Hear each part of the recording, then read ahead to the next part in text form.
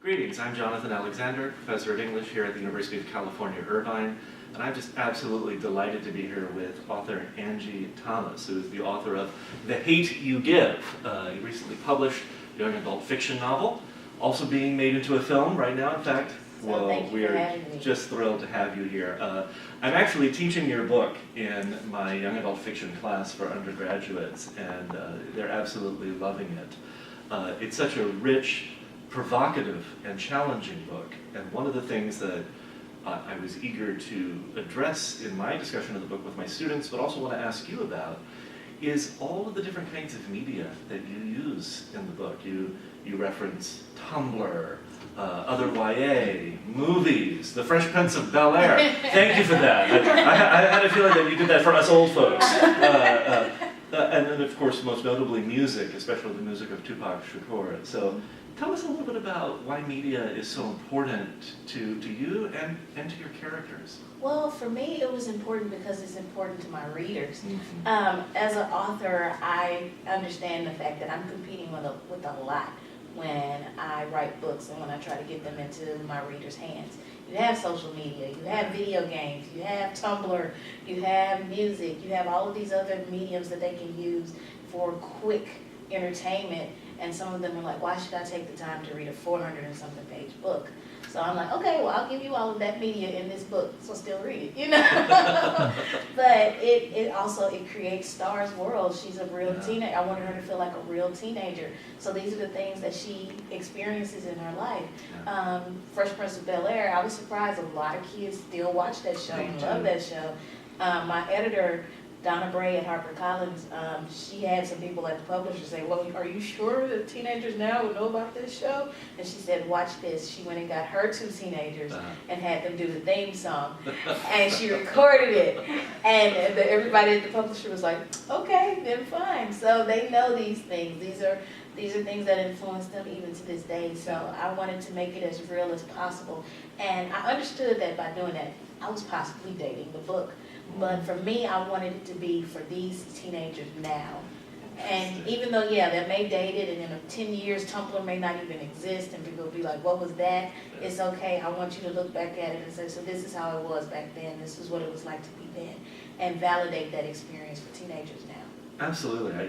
I also thought that the use of something like The Fresh Prince of Bel-Air might have been an acknowledgement that your book is read not just by young adults, people in their teens and 20s, but by people in their 30s, 40s, and 50s as well. And I certainly smiled when I got those references, because I remember Will Smith as the Fresh Prince of Bel-Air. That's what I think of when I think of Will Smith.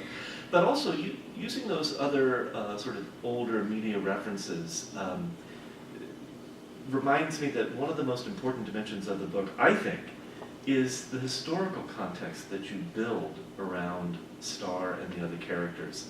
Now, I think for people listening who haven't read the book, we should tell them a little bit about what this book is about, and before we get into its history. If I were to summarize the book, I'd say this is a book about the aftermath of the unfortunately all too common kind of tragedy that occurs in our cities when young black folk are not only harassed by the police, but in this case, within the first 50 pages, a young black man is killed. And so then how does Star, our narrator, deal with that?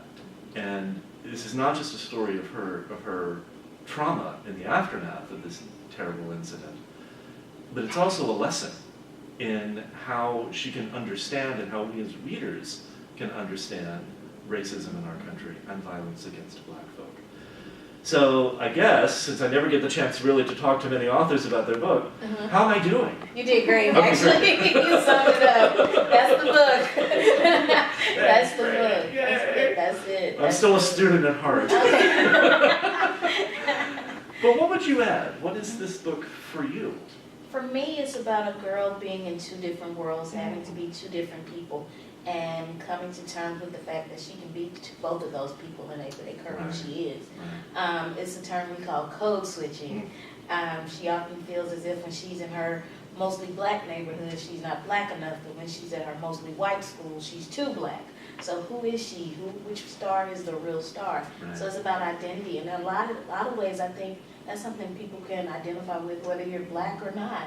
I think women even can identify with that, having to sometimes be two different people in two different spaces. If we go in male-dominated spaces, we often have to be careful of how we present ourselves, or we're perceived as the overbearing woman, or the too strong, or we're intimidating, you know. So Star's struggle and figuring out who she is, where she is universal in a lot of ways. So I think it's about that, and I also think it's about family and love. I wanted her to have that strong family foundation. Nothing against other YA novels, I love YA, but a lot of times the parents are like MIA, you know, and I remember like when I was a teenager, I was reading The Hunger Games. And that was the big thing when I was a teen. You know, people throw it out as the YA. That's not the only YA book out there, for the record. But, but when I was a teenager, that was like the big book.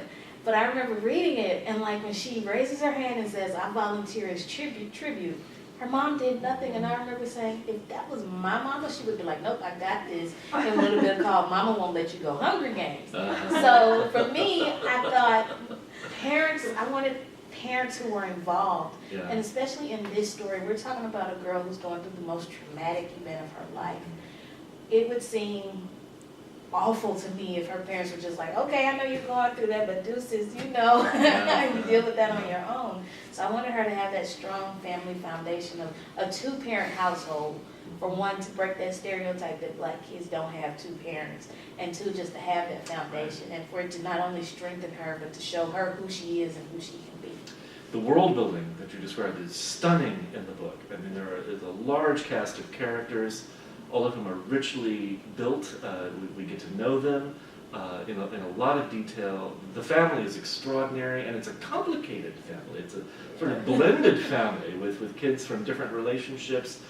But it's also one that, I hope you don't mind my asking this, risks some stereotypes at times. The dad is an ex-con, had served time. Khalil, the young man killed early in the book, had been selling drugs. Right. And so it seems to me like other YA writers risk some stereotypes. I'm thinking in particular of Walter D. Meyer's amazing book Monster, about a young man who was really at the wrong place at the wrong time, or was he?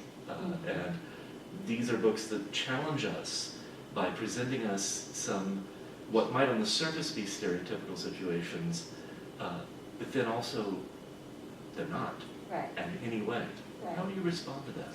Well, for me, I wanted to take those two situations, a young black man selling drugs, and then an older black man who once did sell drugs and was once the gang member, who is the ex-con. I wanted to take those stereotypes and actually make people look at them further and deeper. You know, you see Khalil and you say, oh, another black man, young black male selling drugs, but let's look at the why. I think as an author, my job is to show the why. Why would someone like Khalil fall into that lifestyle? It's so easy to write him off as a thug. It's so easy to say, oh, this is just another black kid selling drugs. Okay, well, let's look at why he's doing it. You know, he mentions early on in the book, he got tired of having to choose between lights or food. For so many young kids, that's the decision that they are facing, and they're forced to grow up. So why don't we talk about that instead of just boxing them in and writing them off for the rest of their lives? Let's look at why they are doing this. And when I feel as if, as an author, when I present the why, maybe it'll have someone say, maybe I should do something about that why. Maybe we can fix that so that's not the case anymore. And with Maverick, I wanted to show a black man who had done those things and who had been that stereotype, but he redeemed himself. To me, Maverick is a true story of redemption. I wanted to show, he's been to prison. He's a gang member, was a gang member. He sold drugs at one point, but he turned his life around. And so often those are the men that we write off for the rest of their lives, and the women that we write off for the rest of their lives.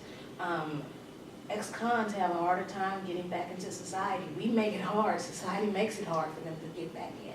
So I wanted to show one that actually did and is trying his best and is doing everything he can do to stay on the straight and narrow. So what are we as a society doing for people like him? Are we making it harder or are we making it easier? So I knew I was taking a chance by falling into those stereotypes, but I wanted to examine the why. And I also wanted to make my readers say for a second, I stereotyped him. What does that say about me? It's a brilliantly executed risk, because I can say as a reader, Khalil's absence is so strongly felt in this book after he dies. He really is someone whose star keeps present in our consciousnesses as we read the book, and we feel as readers his absence from her life, and from our reading lives. It's really extraordinarily well done. You mentioned a key word, though, thug. Mm-hmm. And it's hard not to talk about Tupac Shakur and his influence on you and this book. Yeah. Tupac's music is clearly laced throughout the book. I even detect some periodic phrases that pop up from his songs and from his lyrics in characters' dialogue and in their kind of thoughts and Star's thoughts. There's one powerful scene in which Star and Maverick are talking about Tupac, and you actually use that scene in the car, which they're talking about a Tupac Shakur song, to have Maverick teach his daughter about systematic forms of racism. Yes. Can you tell us a little bit more about Tupac's influence on you as a writer and why he's such a touchstone for you? Well, for me, Tupac was one of the first times I ever saw myself through an art form. I often say that when I was a teenager, books failed me. I didn't like to read when I was a teen because I rarely saw myself in books. But I could listen to a Tupac song and he's talking about the blacker the berry, the sweeter the juice, the darker the flesh, the deeper the roots. I give a holler to my sisters on welfare. Tupac cares if don't nobody else care. He spoke to me when books didn't. So he was always this way to see myself, a mirror through his music, to see myself and to see the world around me and to help me get a better understanding of it. And I often say I want to write the way that Tupac rapped. He was unfiltered, he was raw, he made people uncomfortable. He could have you crying in one song, laughing in another, angry in another, partying in another, and I want to do that too as a writer. So for me, he's like one of my I tell people he's like my biggest literary influence, and they're like, how? He was a rapper. But rap is poetry. Yeah. He was a poet. And then he was an activist in his own right. So his music and his art and the way he spoke up and spoke out has always influenced me in that way.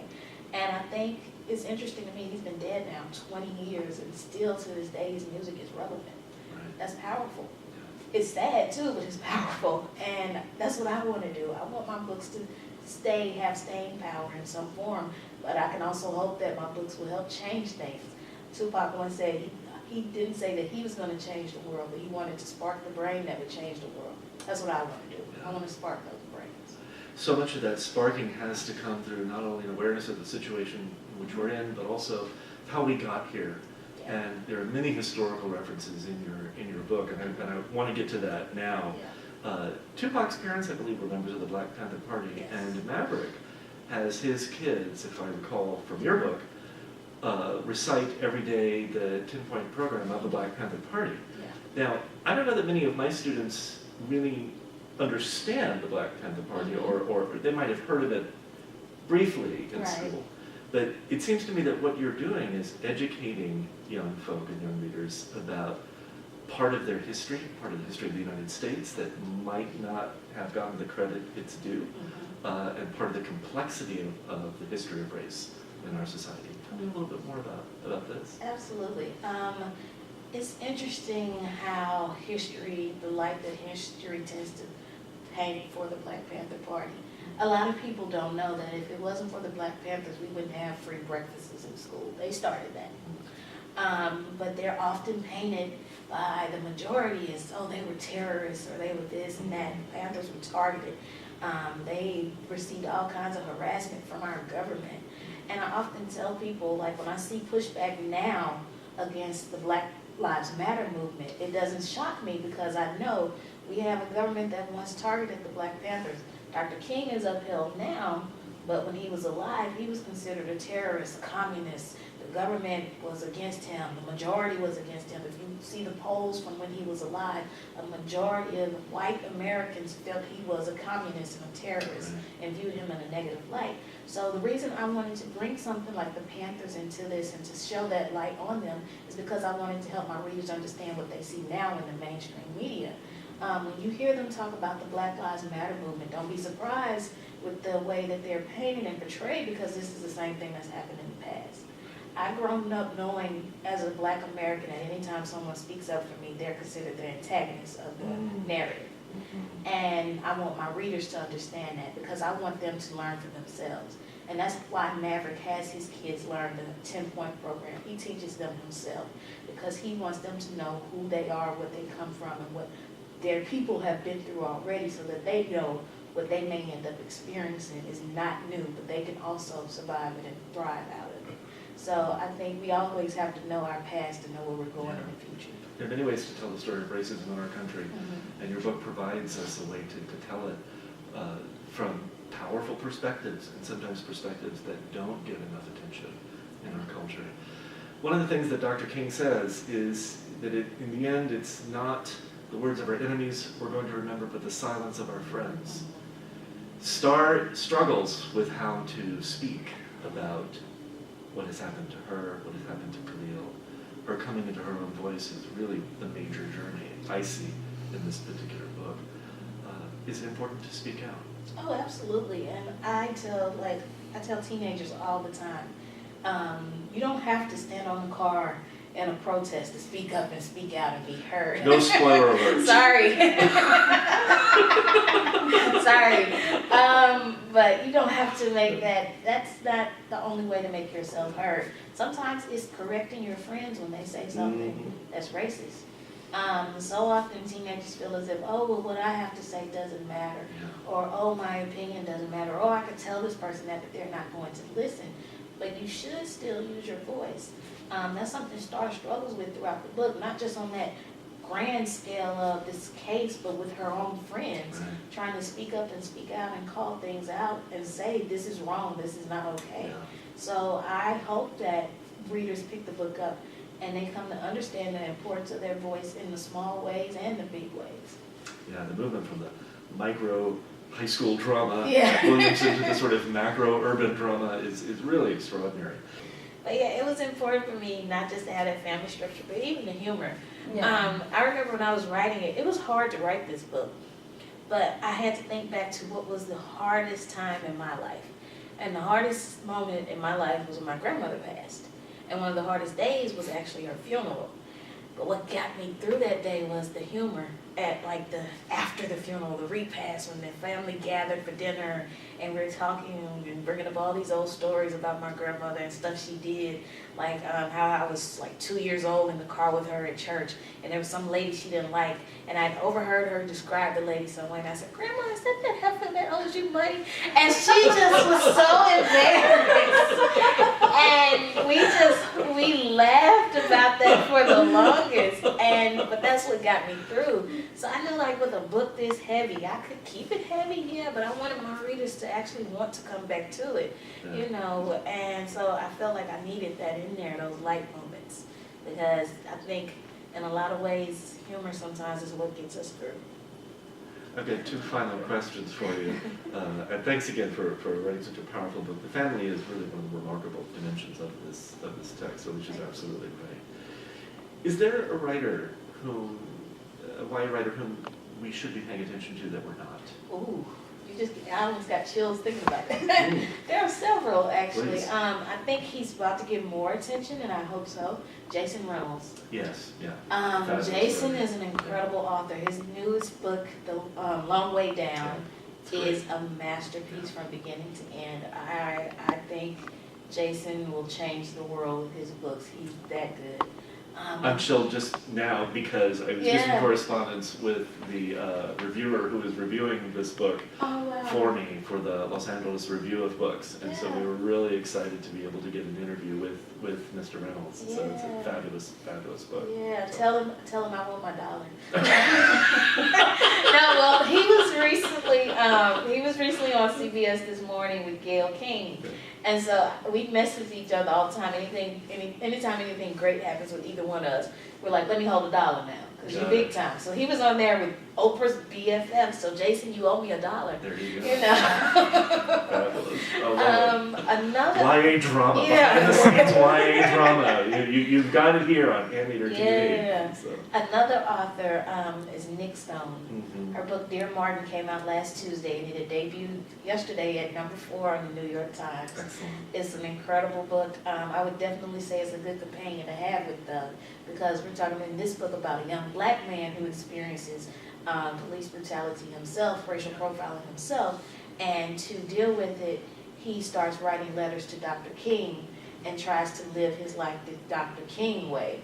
So often when we talk about Black Lives Matter, a lot of detractors say, well, Dr. King would have done this and he would have been against that. Right. So this book is a response to that, and it's Lovely. an incredible novel. So Yeah. I definitely say look out for Nick Stone. Excellent. No, those are fabulous recommendations.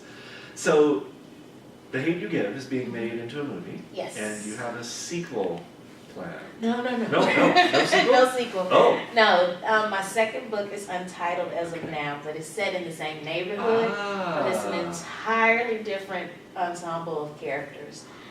It's about a 16-year-old girl named Brianna who finds her voice and her strength and her power through hip hop. It's about dealing with poverty.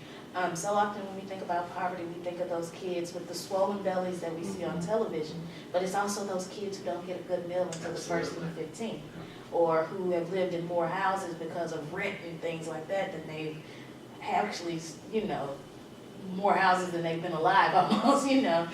So it's about dealing with things like that, and it's about what it means when you get everything you thought you wanted, and do you lose yourself in the process. So and I call it my ode to hip hop. We don't give hip hop enough credit for giving kids a mirror to see themselves, and even a window. Kids in the suburbs wouldn't know what happens in Compton if it wasn't for hip hop. That's right. So it's an ode to that. So her journey mimics hip hop's journey, and I'm excited about it. So the new book will have an even longer playlist. Yes. Excellent. Excellent. As of now, in this draft, every chapter is named after hip hop songs, significant ones. So we'll see how it goes. Angie, thank you so much. This has been an absolute delight. Really Thank appreciate you. the chance to chat with you. And again, congrats on a stunning book. Thank you so much.